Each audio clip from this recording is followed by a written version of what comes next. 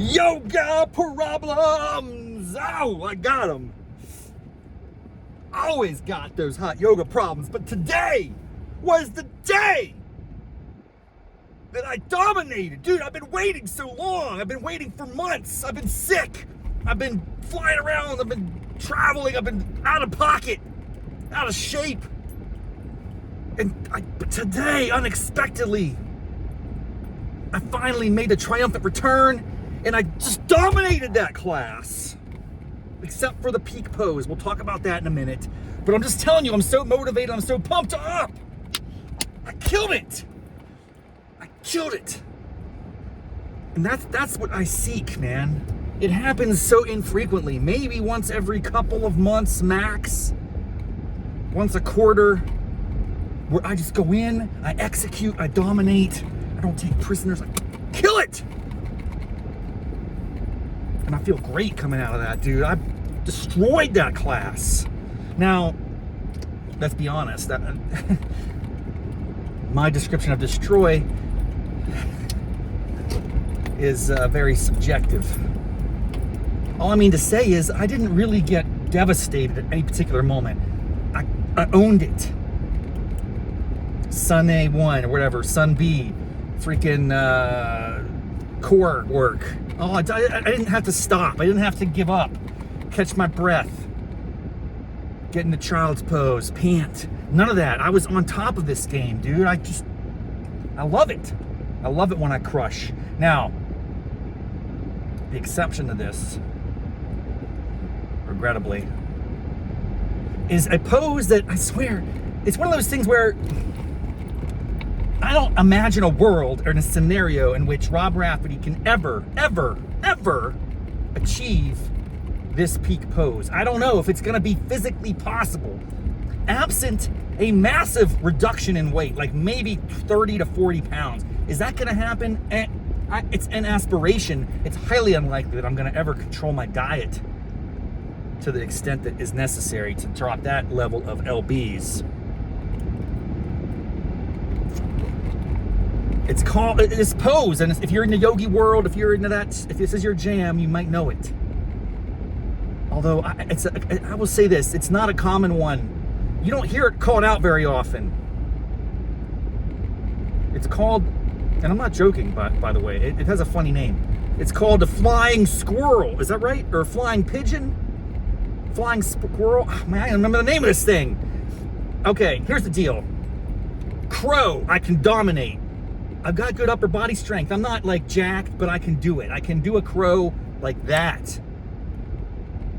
I'm not saying I'm a master of the crow. The crow does take a tax and a toll on my constitution.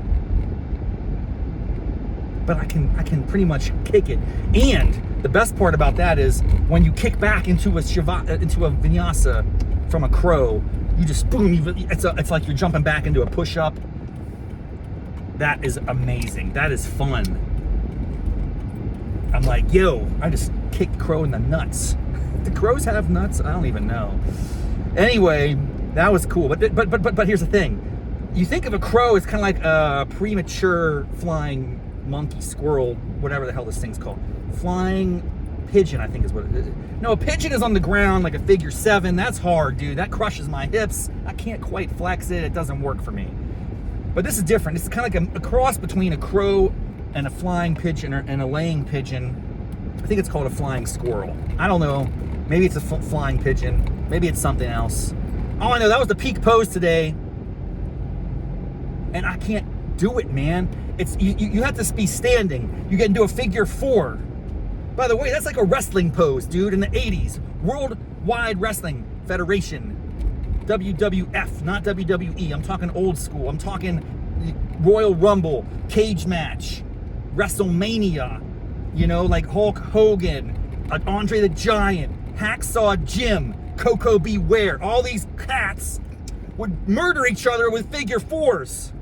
That is a freaking wrestling pose. This is not a yoga pose. Figure 4 is what you do to have your enemy submit. I feel like Ric Flair was all in that. He would like get people to tap out with the figure 4. But he wasn't WWF. I don't know, man. Anyway, it doesn't matter. It doesn't matter.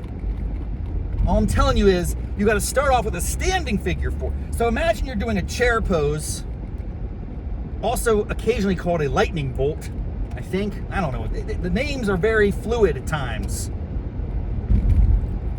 Nonetheless, chair pose, feet together, like you're sitting in a chair, but there's no chair there. It's like an invisible chair. There's nothing there to hold you. Gravity's pulling down. It's painful. Your quads, your buttocks are burning. They're on fire. And you have to keep your back straight and suck your gut in. Oh, there's all sorts of aspects to this that make it very, very, very difficult to execute. But imagine you're doing a chair, but instead of a chair, you're on one leg. The other leg is crossed over. Your ankle is on your knee. It's like a figure 4, standing figure 4. That's hard enough. That is hard enough. Stop there. Let's just call that a peak pose, okay? No, we now have to bend over on one leg with the figure 4, reach your fingertips to the ground. Can you do that? No, you have blocks to help you. And I'm like this little clumsy monkey over here falling down left and right. Everyone else is like ninjas doing backflips and I don't know. It was a little humiliating. I can kind of bend over and touch some blocks. But that's just like the beginning, that's like stage 1 of a flying squirrel or whatever it's called. You're supposed to actually,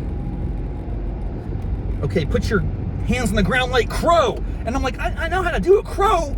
I can do a crow. Why can't I do a flying monkey, whatever the hell this thing's called? Why can't I do that? Because it involves the figure 4 and the hips, and that's nuts. But you're like this. This didn't work for me, man. I don't know if I'll ever get there. I'm gonna keep trying. It's like, that's the whole game of life. 20 years, maybe, how much time do I have left? I'm almost 50. Do I got another 30, 40, 50? You never know, obviously. But I'm saying like good health, science. What do you think? 30, 40 years at least, hopefully? If I just keep practicing and executing, can I get into a flying squirrel nut zipper? Whatever it's called. I don't know, my friends. I do not know. But I hope so. It's an aspiration. It is an ambition for me to someday execute that pose with dignity and respect and chivalry. I'm gonna do it. I'm gonna do it! The best part about Saturdays, I don't have to race home. I can multitask. I got chores, baby. I got things to do. I gotta do UPS drop off. I gotta go to the cleaners. I gotta do other things. And I'm gonna do it all after I just did hot yoga. I'm a sweaty mess. Do I care about people around me that they're gonna have to deal with this nonsense? I guess in some respects, no. It's cold out there, folks. People aren't even out today. It's like people get really cagey around here. Oh, it's so chilly. It's cold. You gotta have a parka. Gotta have this, Eskimo suit on. No, dude, you don't need that. It's not even that cold. People need to toughen up in this town, bro. All right. Anyway, it's off to see the UPS man to return some items and get them sent out and then go some other things. So, hot yoga problems has been extraordinary today. I'm feeling great. I didn't have a real problem other than the squirrel nut zipper pose, whatever that is. We'll figure it out. But it was one of those days I just dominated. I felt great. It is what I seek. Seek and ye shall find if you keep going time after time after time after time. Face those challenges and just strangle them. And then you get this extraordinary sense of accomplishment very infrequently. And it's also fleeting because in reality, I'm exaggerating. I suck. I suck at yoga so bad. God. All right, good times. Until next time. Namaste, mofos.